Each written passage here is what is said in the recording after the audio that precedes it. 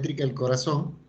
Nosotros sabemos que a nivel del corazón se producen unas corrientes eléctricas que estas se propagan hasta los tejidos, o sea, hasta la piel, donde son captadas por unos electrodos y estas corrientes se transmiten a un aparato que es el electrocardiógrafo y transforma estas corrientes eléctricas en lo que son las ondas, que son el registro que ustedes observan en un electrocardiograma. Es una herramienta fundamental ya que nos proporciona una información continua de lo que es la actividad eléctrica del corazón. Los aparatos por lo general son muy sencillos, constan de un sistema de inscripción, un galvámetro que es el que nos permite la inscripción de las ondas y un sistema de calibración que nos permite cambiar el tamaño de las ondas, que después lo vamos a ver cuando hay cierto tipo de hipertrofia y todo esto. A veces es necesario en el electrocardiógrafo o disminuir el tamaño cuando hay mucha hipertrofia, o en el caso de que tengamos un derrame pericárdico, que las ondas salen muy pequeñas, entonces ampliar las ondas para que podamos analizar bien los registros. El electrocardiograma, pues, los principales usos del electrocardiograma: identificar trastornos del ritmo, anormalidades de la conducción y desequilibrios electrolíticos.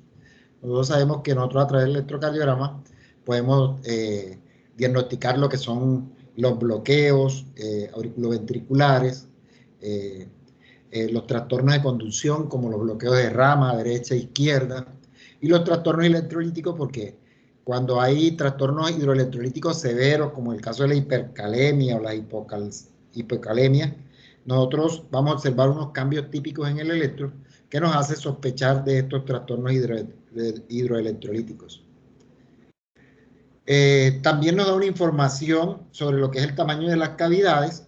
Nosotros con esta herramienta tan sencilla como un electrocardiograma podemos inferir si el paciente tiene aumento en el tamaño de las cavidades del corazón. Entonces, también nos sirve para esto.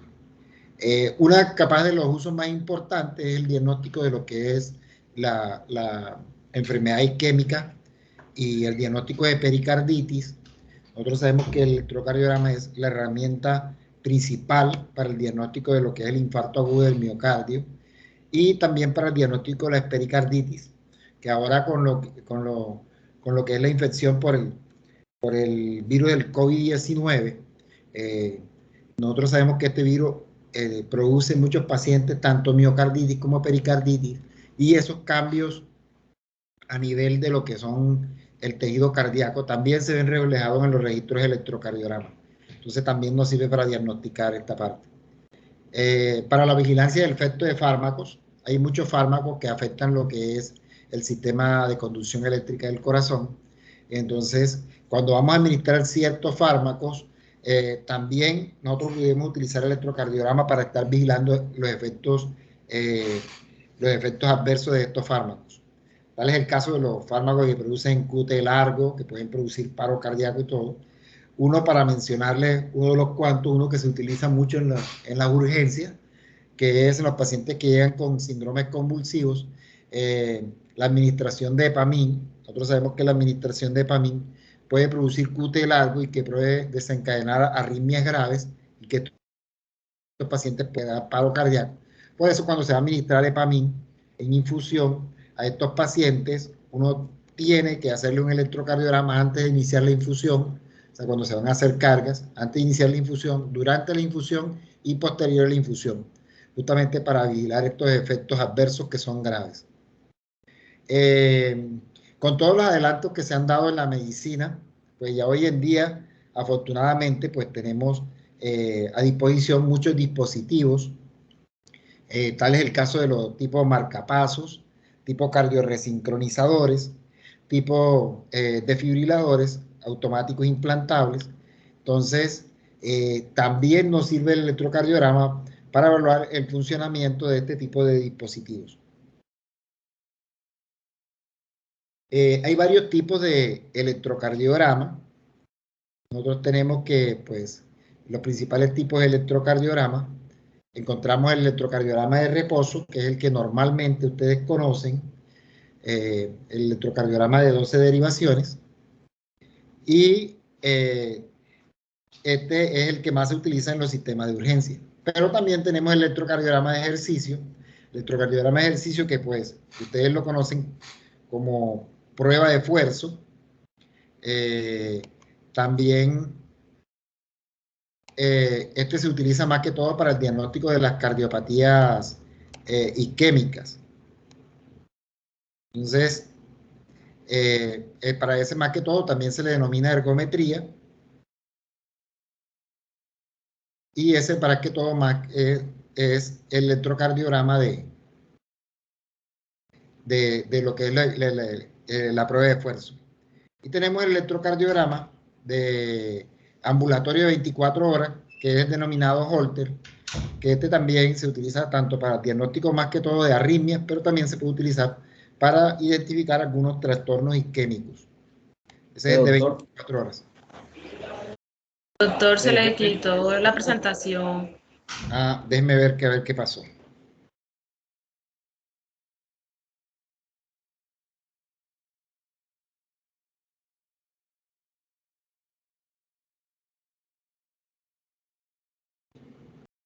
Bueno, ahí me imagino que ya debe haber aparecido. Sí, señor, ahí se ve. Ok. Bueno, entonces vamos que hay varios tipos de electrocardiogramas, de reposo, el de ejercicio, que es la prueba de esfuerzo, y el Holter, el ambulatorio de 24 horas, que es el denominado Holter. Entonces, para que ustedes puedan entender la interpretación de la lectura de un electrocardiograma, tienen que tener muy claro que lo que es el sistema de conducción eléctrica del corazón. Hay varios componentes en el sistema de conducción eléctrica del corazón. Encontramos el primer componente, que es el nodo sinoauricular. El nodo sinoauricular, que está ubicado en la aurícula derecha, en la unión de la desembocadura de las venas cavas. El nodo sinoauricular tiene mucha importancia porque este es el denominado marcapaso principal del corazón y es el que determina la frecuencia normal del corazón, que va entre 60 y 100 latidos por minuto. Esto es lo que se denomina el nodo sinusal.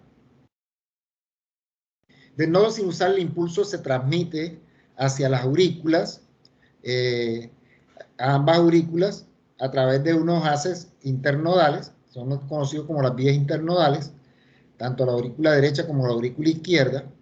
Estos haces que pues, ustedes lo vieron en anatomía, Bama, Wekeman y Torresel, tienen la función de llevar el impulso eléctrico a ambas aurículas hasta llegar a lo que es el nódulo auriculoventricular. Nódulo auriculoventricular, que es el tercer componente, pues que está situado en la aurícula derecha entre el seno coronario y la valva septal de la tricúspide, tiene una función, y esta función es que los impulsos que salen del nodo sinusal salen a una velocidad alta, con frecuencia hasta de 300 latidos por minuto, pero aquí en el nodo auriculoventricular es donde estos impulsos sufren un retraso y es donde se va a marcar lo que es la frecuencia ventricular.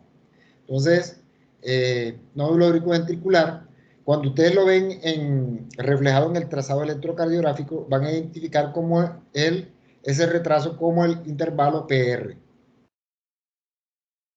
Después de una vez que el impulso atraviesa lo que es el nódulo auriculoventricular, pasa a lo que es el fascículo de His. El fascículo de His, o denominado el haz de His, ahí el impulso se divide en dos ramas, rama derecha, rama izquierda, y es aquí cuando se producen bloqueos a este nivel del haz de His, que es donde se determinan los bloqueos tanto de rama derecha como de rama izquierda. Cuando se dan bloqueos a este nivel, nosotros vamos a encontrar frecuencias cardíacas que oscilan entre 40 y 60 latidos por minuto. Y bueno, una vez que ya el impulso se distribuyó por las dos ramas, llega a lo que es la fibra de Purkinje, que estas están situadas en todo el endocardio.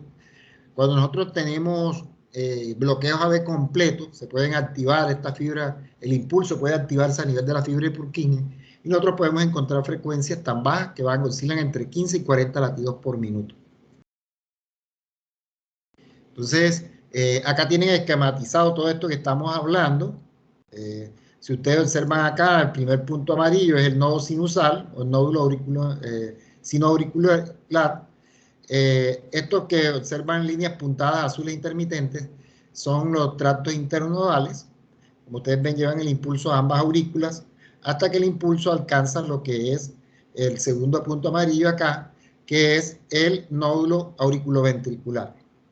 El nódulo auriculoventricular, que es aquí donde el impulso eléctrico sufre un retraso, que es lo que se traduce en el intervalo PR, pasa aquí a la raíz, donde se divide en las ramas derecha e izquierda hasta alcanzar lo que son las fibras de Purkinje en todo el endocardio.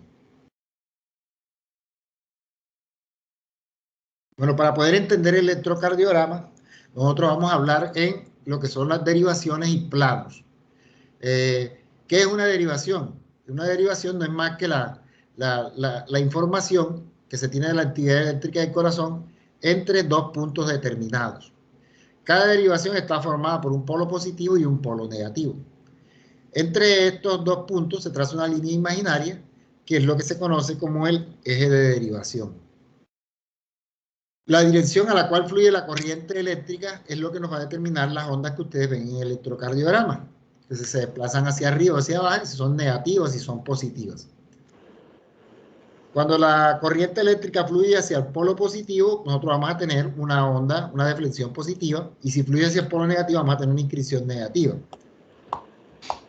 Entonces, aquí en esta diapositiva están esquematizadas las principales 12 derivaciones del electrocardiograma de reposo. Nosotros encontramos acá que se dividen en las derivaciones de los miembros, que también denominan derivaciones del plano frontal, y estas a su vez se dividen en derivaciones bipolares, que es D1, D2, D3, y las derivaciones monopolares, que es ABR, ABL y ABF.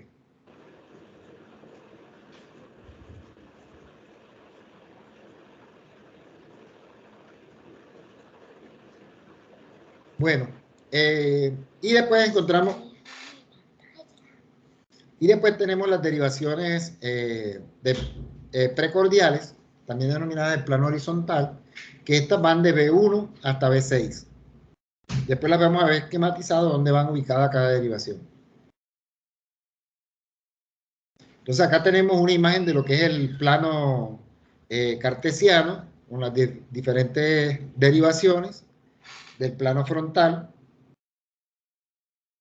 Acá tenemos las derivaciones del plano horizontal o las derivaciones precordiales. Ustedes pueden ver cómo están ubicadas. Y me imagino que estuvieron repasando la diapositiva que les mandé. A ver, ¿quién se anima y me explica cómo ubicarían ustedes esas derivaciones en el plano horizontal?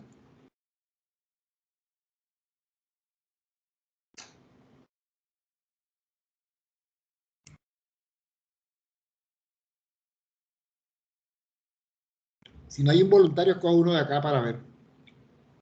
Yo, doctor. Bueno. ¿Quién habla? Soy Fernando Londoño. Ah, bueno. Luis Fernando, cuéntanos a ver cómo irían ubicadas esas derivaciones en el plano horizontal. Bueno, estas derivaciones precordiales, pues la B1, a mí me la explicó el doctor Char, que se ubica en el cuarto espacio intercostal, en el borde o línea paraesternal derecha. La segunda igual, cuarto espacio intercostal, borde paraesternal izquierdo. ¿Y cómo ubicas el cuarto espacio intercostal? Palpando, sintiendo las costillas y los límites de las costillas ahí se va ubicando al lateral al esternón. ¿Cómo lo haces? ¿Qué palpas primero y cómo sabes en qué espacio intercostal vas palpando? Pues primero palpo la clavícula y voy bajando. El primero que siento va a ser la primera costilla y así sucesivamente hasta llegar al cuarto espacio intercostal. Bueno, ese es un modo. Y otro modo más fácil, para no tener que palpar los espacios intercostales hasta llegar al cuarto. No sé, así fue como me explicaron a mí. ¿O el pezón, doctor? ¿O la tetilla? ¿Quién me habla? Your Lady. Yorlen. ¿Cómo es Yorlen? Si no ¿Cuál estoy es el mal, otro modo para ubicar el B1 que estaba hablando tu compañero? doctor, si no estoy mal, hay veces también nos guiamos en el caso de los hombres, por la tetilla. No.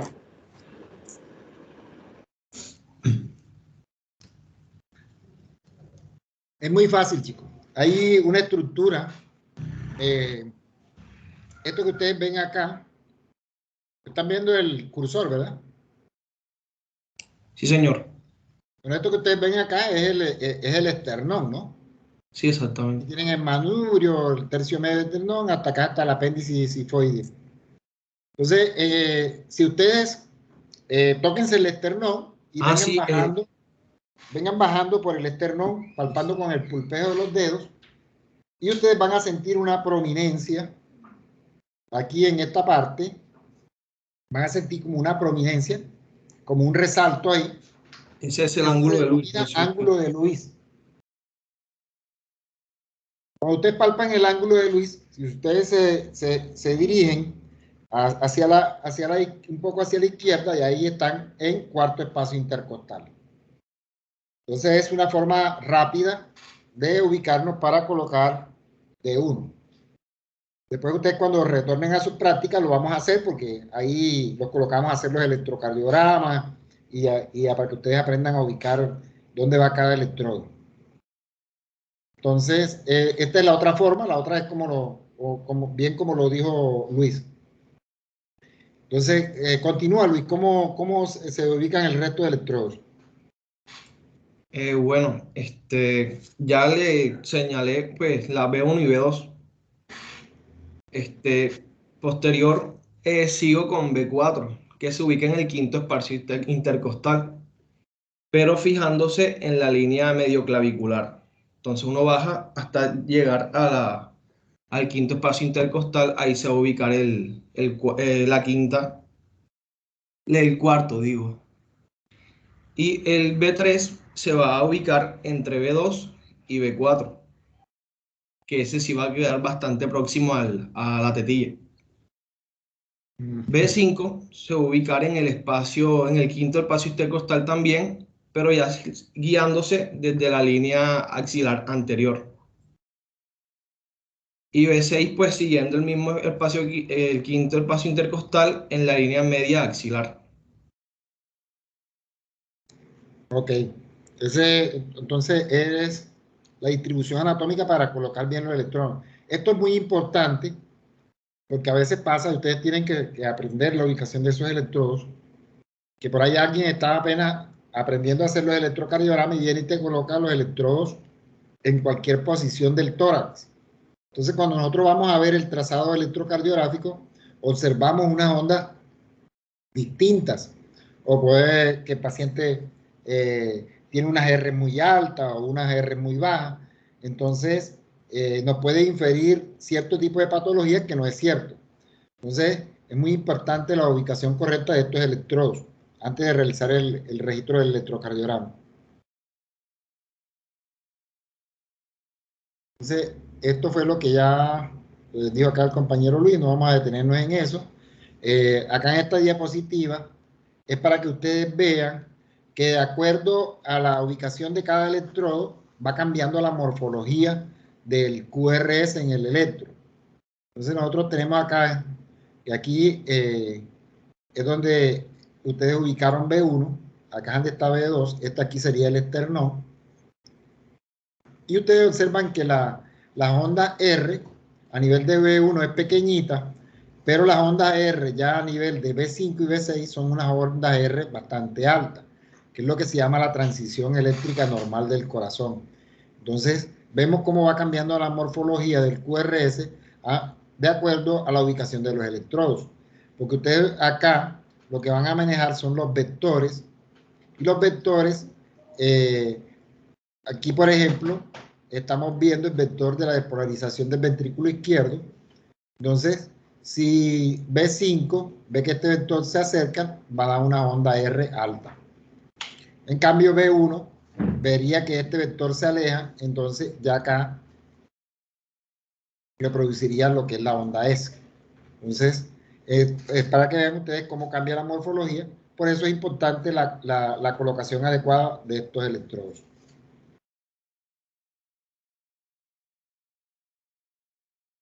Hay otras derivaciones que se pueden utilizar.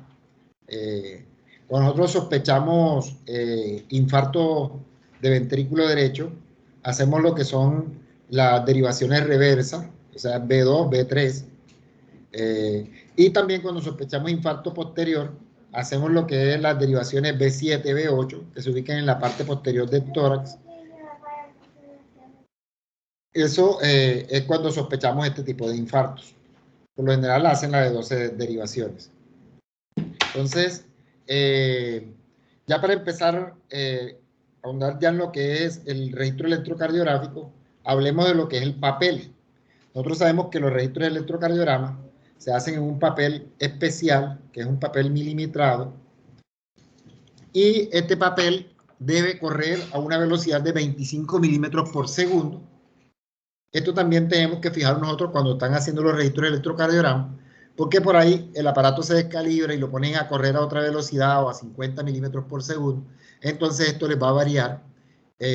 Si ustedes cuando vayan a sacar la frecuencia cardíaca, le va a dar una frecuencia cardíaca que no es la real.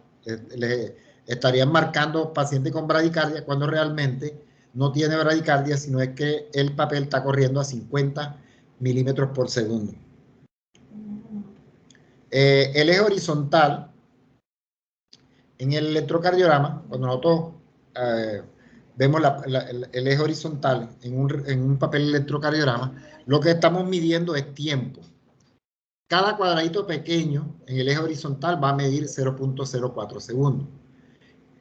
Y si ustedes observan esos cuadritos pequeños, cuando tengan un electrodo a la mano, van a observar que cada 5 cuadritos aparece una rayita más gruesita, o sea, lo que determina un cuadrito más grande, y eso, cada cuadrito grande mide 0.2 segundos. ¿Esto por qué es importante? Que nosotros conozcamos que cada cuadrito tiene estas medidas y cada cuadrito grande mide 0.2 segundos. Porque esto es lo que nos va a permitir a nosotros medir todos los intervalos en el electrocardiograma.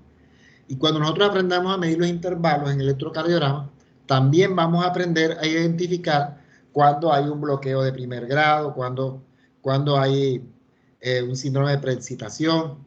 Entonces es importante que nosotros sepamos cuánto miden cada cuadradito. En el eje vertical ya no vamos a medir tiempo, sino que vamos a medir voltaje.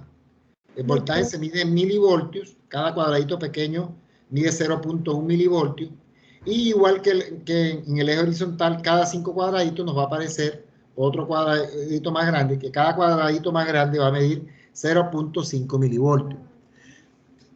Entonces,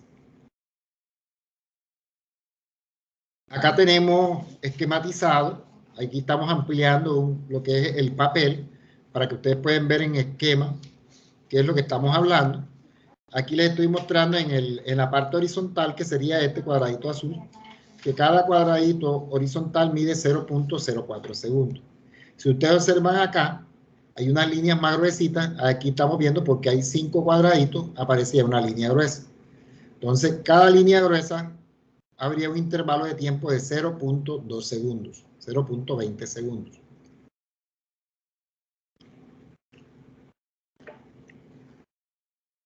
Entonces, hablemos de los componentes, ya que vimos cómo es lo del papel, hablemos de los componentes que tiene el electrocardiograma.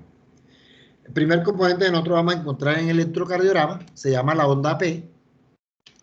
La onda P, que significa la despolarización de la aurícula, y que también nos da a entender de que el impulso se origina en el nodo sinoauricular. Esto cuando tenemos el ritmo sinusal, ¿no? El valor normal de la onda P va de 0.06 segundos a 0.11 segundos. Y en cuanto al voltaje, no debe medir más de 2.5 milivoltios. Por lo general, la onda P en un electrocardiograma es positiva en casi todo el electrocardiograma, excepto en ABR, que es donde vamos a encontrar una onda P negativa. Y en B1, que podemos encontrar unas ondas P difásicas, Eso significa de que tienen un componente positivo y un componente negativo. Después vamos a encontrar en el electro, el segundo componente va a ser el intervalo PR. Recuerden que cuando estábamos hablando de la conducción eléctrica, de que cuando el impulso llega al nódulo auriculoventricular, sufre un retraso el impulso y esto es lo que lo genera el intervalo PR. ¿Qué significa?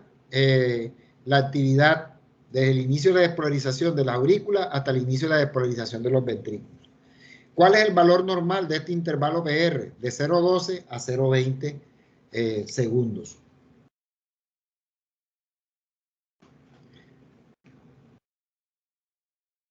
Bueno, y después vamos a encontrar lo que es el QRS.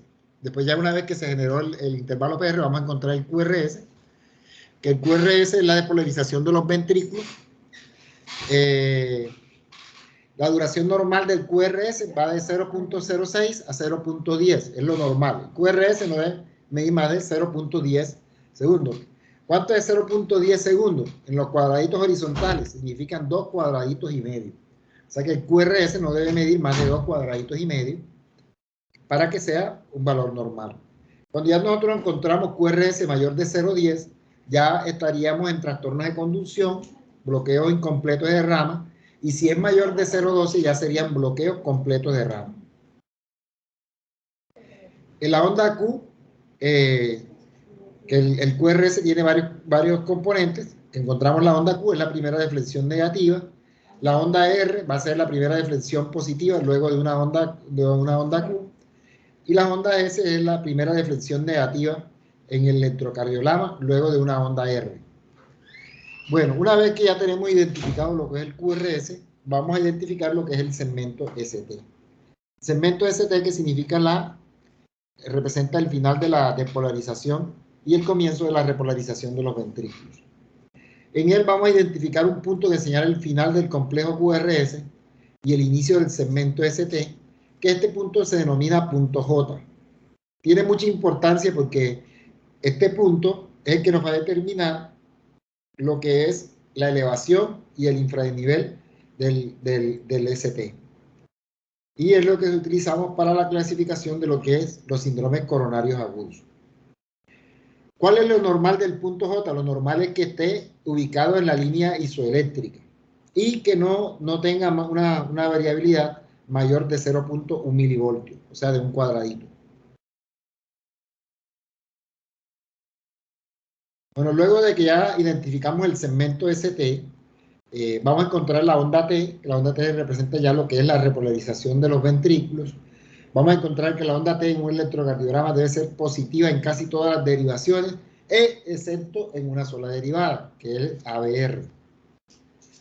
Y luego vamos a encontrar, hacemos nosotros lo que es la medida de un intervalo, que es el intervalo QT, que este va a representar el tiempo total del ciclo ventricular, tanto de polarización como repolarización, y que el valor normal de este ciclo ventricular oscila entre 0.36 y 0.44 segundos.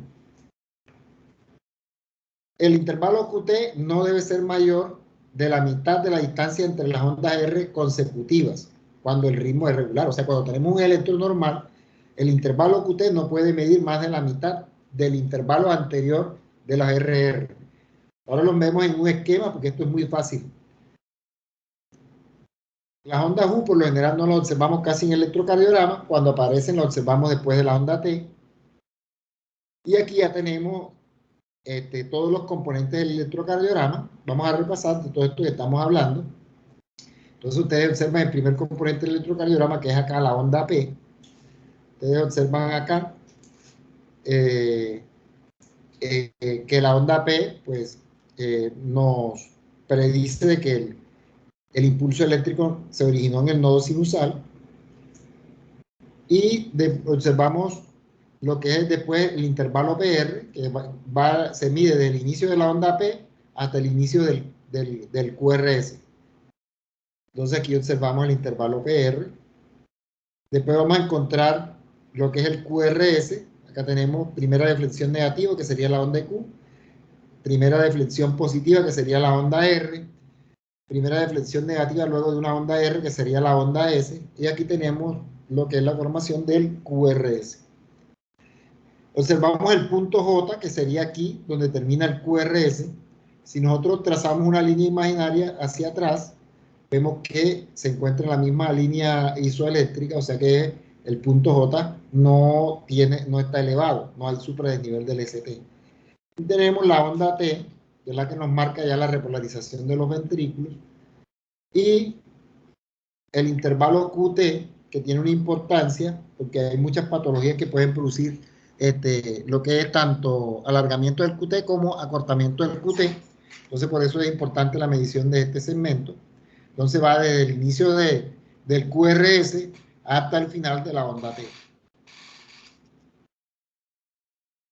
Bueno, y acá ya tenemos esquematizado cómo se ven estas ondas en un electrocardiograma normal.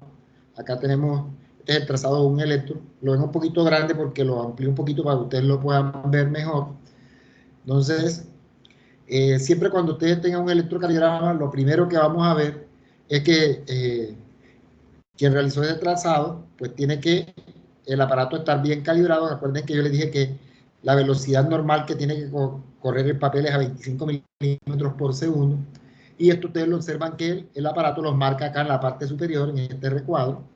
Dice que este papel estaba corriendo a 25 milímetros por segundo.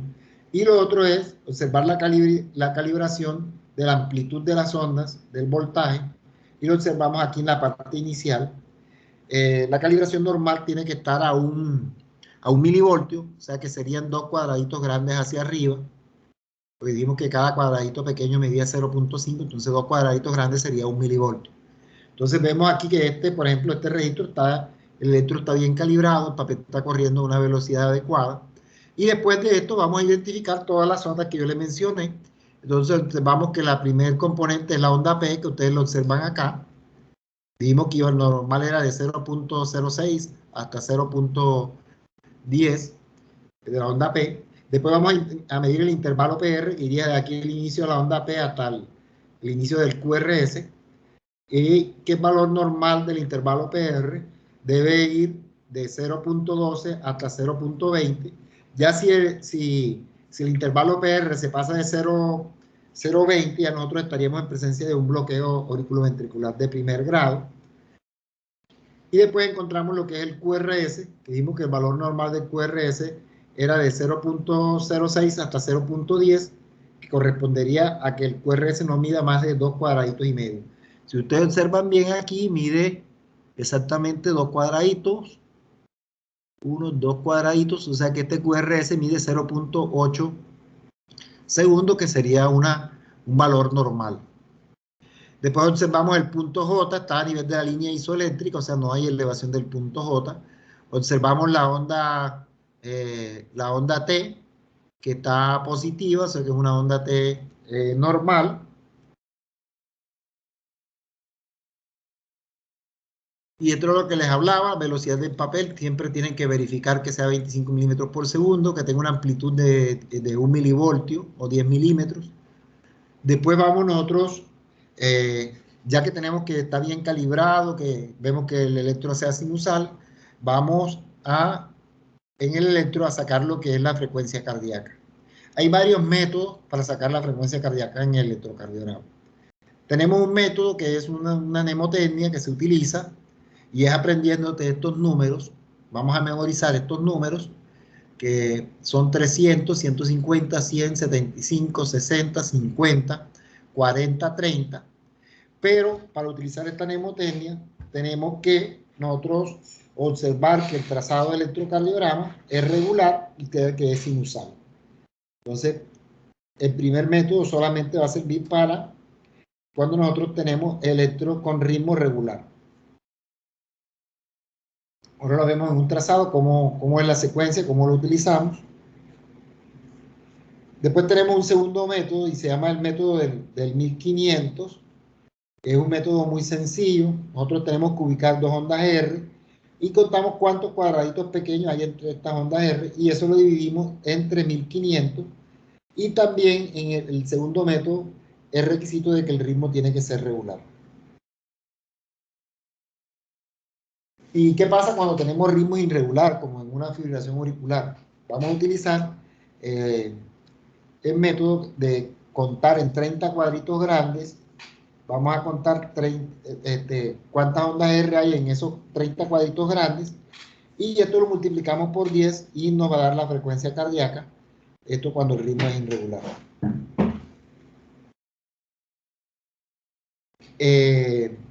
Bueno, ¿y cómo sacamos el ritmo? Ustedes preguntarán cómo se saca el ritmo.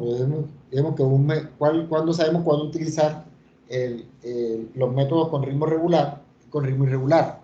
Para evaluar el ritmo hay un método muy sencillo y es el método, se llama método lápiz-papel. Ustedes van a ubicar el trazado del electrocardiograma, ubican lo que es la punta de las R y las marcan con un lápiz, y estas marcas las corren hacia la derecha y las puntas de las R deben coincidir con estas marcas para que nosotros tengamos que se trata de un ritmo regular. Después hay que determinar lo que es el eje eléctrico del corazón.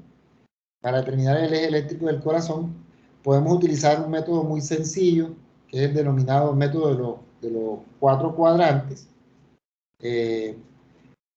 Por lo general lo utilizamos las derivadas de 1. Nosotros sabemos que esto se corta perpendicularmente con ABF. Entonces, esto nos determinaría en unos cuadrantes derechos, unos cuadrantes izquierdos, y utilizamos ABF, que nos daría un cuadrante superior, un cuadrante izquierdo, y así de esta manera tenemos nosotros los 4 cuadrantes. Entonces, ¿qué hacemos? Nosotros vamos y miramos en estas derivadas hacia dónde se está dirigiendo lo que es el vector eléctrico, y donde se ubique, en el cuadrante que se ubique, nosotros vamos a decir que ahí está ubicado el eléctrico corazón. Ahora lo vemos como un ejemplo, es muy sencillo nosotros determinar, ya sabiendo si en las derivadas de 1 y en ABF, si son positivas o negativas, es muy fácil inferir en dónde está el eje eléctrico del corazón.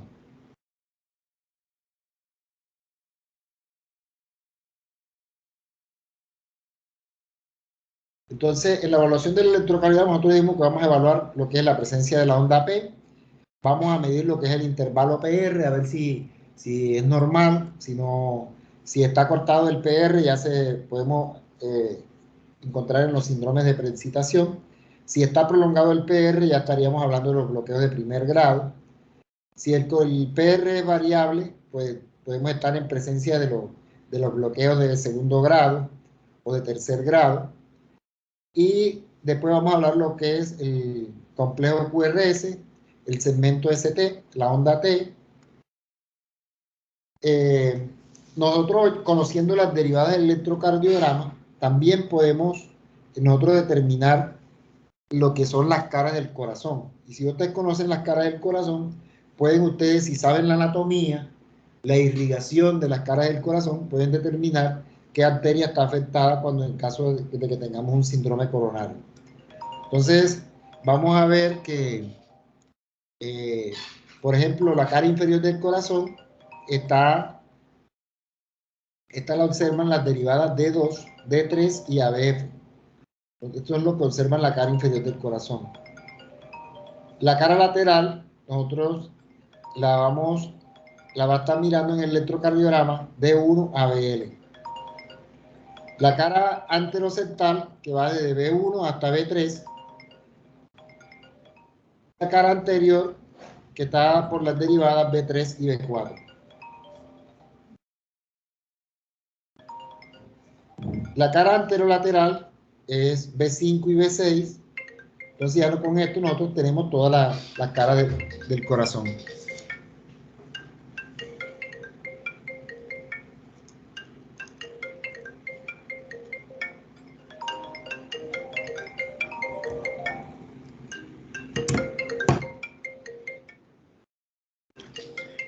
Las medidas especiales son los intervalos que vimos, que es importante medir el intervalo QT. Nosotros tenemos que podemos hacer, hay un QT que se hace QT corregido, es muy sencillo, que es el QT que nosotros medimos normalmente del inicio del QRS hasta el final de la onda T. Esto se le saca la raíz cuadrada del RR y es lo que se denomina el QT corregido. El valor normal del QT corregido va desde 0.36 a 0.44.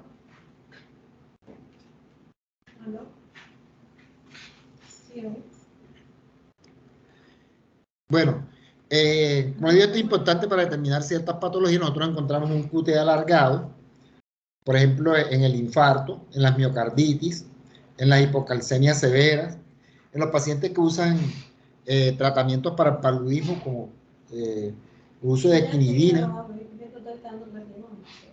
en el uso de antiarrítmicos como la procainamida y también la amiodarona. También lo podemos encontrar acortado, como en el caso de las hipercalcemias severas, los pacientes que tienen, por ejemplo, tratamiento para oncológicos, que pueden hacer hipercalcemia maligna. En la hiperpotasemia, en el caso de los pacientes con insuficiencia renal crónica, que tienden a hacer hipercalemias severas, y en los pacientes con el uso de digitálicos. Hay un índice especial que nosotros podemos medir en el electrocardiograma, es el índice de Sokolov, que es muy fácil de medir, que es medir lo que es la profundidad de las SMB1, le sumamos las RMB5, y el valor normal de este índice debe ser menor de 35 milivoltios. ¿Para qué nos sirve este índice? Este índice nos predice que cuando es mayor de 35 milivoltios, nosotros estamos en presencia de una hipertrofia ventricular izquierda. Y después más adelante vamos a ver en qué patología se presenta en esa hipertrofia ventricular.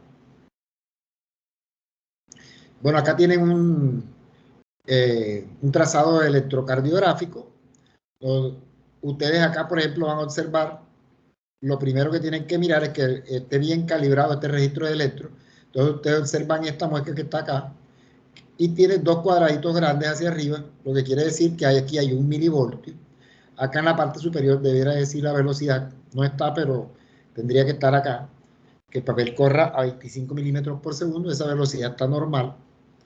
Entonces vamos a observar todo lo que vimos, que lo primero que vamos a observar en el electrocardiograma es la presencia de onda P, que esto nos indica de que el impulso se originó en el nodo sinusal, en el marcapaso normal del corazón. Y después vamos a observar esta onda P, mide un cuadradito, o sea, 0.0 cuadradito y medio, 0.06, o sea que tiene un valor normal. Después vamos a medir el PR, desde el inicio de la P hasta el inicio del QRS. Tenemos que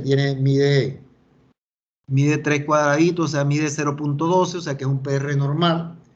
El QRS está midiendo 2 cuadraditos, o sea que es 0.8, o sea que es un QRS normal.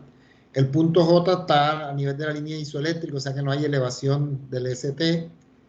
La onda T, lo observamos que es una onda T positiva, y observamos que está negativa en ABR, que es lo normal. La onda P está positiva en casi todas las derivaciones, excepto en ABR, también dijimos que eso es lo normal. Entonces, digamos que este es un trazado electrocardiográfico que se ve entre todo normal. ¿Qué dijimos que haríamos después? Nosotros ya tenemos este trazado, tocaría que le saquen la frecuencia cardíaca. ¿Cómo le sacarían la frecuencia cardíaca acá? Dijimos que hay varios métodos. Si utilizan el método 1, que es la mnemotecnia de memorizándose los números, entonces tenemos que ubicamos una onda R que caiga en una línea de estas, digamos que es esta, cae aquí en esta línea. Entonces la siguiente línea que sigue sería el número 300, la que sigue sería 150, la que sigue sería 100, la que sigue sería 75 y la que sigue acá sería 50. O sea que la frecuencia cardíaca está entre 75 y 50. Entonces 75 y 50 hay una diferencia de 25. Entonces aquí tenemos que 5 cuadros, 25 entre 5 da 5, entonces cada cuadradito mide 5. Entonces si nosotros tenemos que aquí es 75, acá sería 70 y aquí sería 65, o sea que tiene una frecuencia cardíaca de 65. Entonces ven que es una forma muy fácil de sacar la frecuencia cardíaca. El otro método es el método del 1500. El método del 1500 es ustedes cuentan de esta R a esta R, todos los punticos, este es un cuadradito pequeño, cuentan cuántos cuadraditos hay acá y le dividen esto entre 1500 y eso les va a dar la frecuencia cardíaca.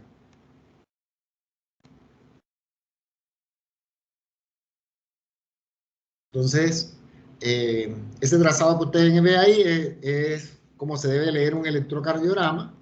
Entonces ven ustedes que ahí le sacan la frecuencia, que los valores normal de la frecuencia van entre 60 y 100 latidos por minuto. Determinar el ritmo, vamos atrás para que ustedes vean cómo determina el ritmo. Yo les hablé del método lápiz-papel. Si ustedes colocan una hoja de papel aquí en blanco, la colocan aquí abajito de los picos de la R y marcan los puntitos de la R en la hoja en blanco y la van corriendo a la derecha aquí en este trazado que es el dedo largo. La van trazando hacia la derecha y todos estos puntos que ustedes marcan deben coincidir hacia la derecha en los mismos picos de la R. Entonces ustedes saben ahí, ya se dan cuenta de que tiene un ritmo regular. Entonces de esa forma se saca el ritmo. Después, bueno, ya la onda P, una característica de la onda P es que tiene que estar delante de los complejos QRS. Dijimos que tiene que ser la onda P menor de 0,10 segundos y no mayor de 2 cuadraditos y medio hacia arriba. El intervalo PR que va de 0.12 hasta 0.20, acá colocaron 21, pero ya 0.21 sería un bloqueo de primer grado, es hasta 0.20. La duración del QRS que tiene que ser menos de 0.11, o sea que va normal de 0.6 hasta 0.10. El eje eléctrico del corazón que tiene que estar entre 60 y 90. La transición eléctrica del corazón era lo que le hablaba en la posición de los electrodos. Nosotros vemos que las derivadas precordiales, las R empiezan con R pequeñitas y van siendo R con más voltaje a medida que nos acercamos a B5 y B6. Eso es lo que se llama transición eléctrica normal del corazón. En cuanto a la onda Q, tenemos que la onda Q significa por lo general necrosis en electrocardiograma, pero podemos tener unas Q que no son patológicas, y para que la Q no sea patológica tiene que tener una medida que tiene que ser menor de 0.04 segundos, o sea que tienen que ser unas Q muy pequeñitas, lo que se dice Q embrionarias. Las ondas R tendrían que ser menor de 15 milivoltios en las derivaciones de los miembros, menor de 25 milivoltios en las derivaciones precordiales y mayor de 5 milivoltios en las derivaciones bipolares. Eso es lo característico en cuanto a las ondas R. El ST, nosotros hablamos del punto J, no debe haber una diferencia de una elevación o de un infradesnivel del punto J mayor de 1 milímetro, o sea, de un cuadradito. Las T por lo generalmente son positivas en casi todas las derivadas del electrocardiograma, pero van a ser negativas en ABR. Cuando nosotros encontramos T asimétricas o negativas, ya nosotros estamos viendo de que esto puede ser una patología, puede ser una isquemia o puede ser un signo de sobrecarga ventricular. El intervalo QT, ya les había hablado que es el de cómo se mide el QT, y el QT corregido, que es sacando la raíz cuadrada de los RR previo a ese QT medido. Bueno, y después ya ahí terminamos con lo que es el electrocardiograma normal. Mañana nos vemos a la misma hora y continuamos con el electrocardiograma patológico. Sigan estudiando estos valores normales del electrocardiograma. Recuerden que al final de la semana vamos a hacer un taller de electrocardiograma y vamos a tener un quiz de electrocardiograma. Entonces nos vemos mañana a la misma hora. Doctor, una pregunta. Sí. Lo que pasa es que ayer usted dijo que los grupos eran de 2, usted colocó los grupitos. Entonces, ¿usted va a elegir quién va a hablar en la exposición o uno se va a repartir? Se dividen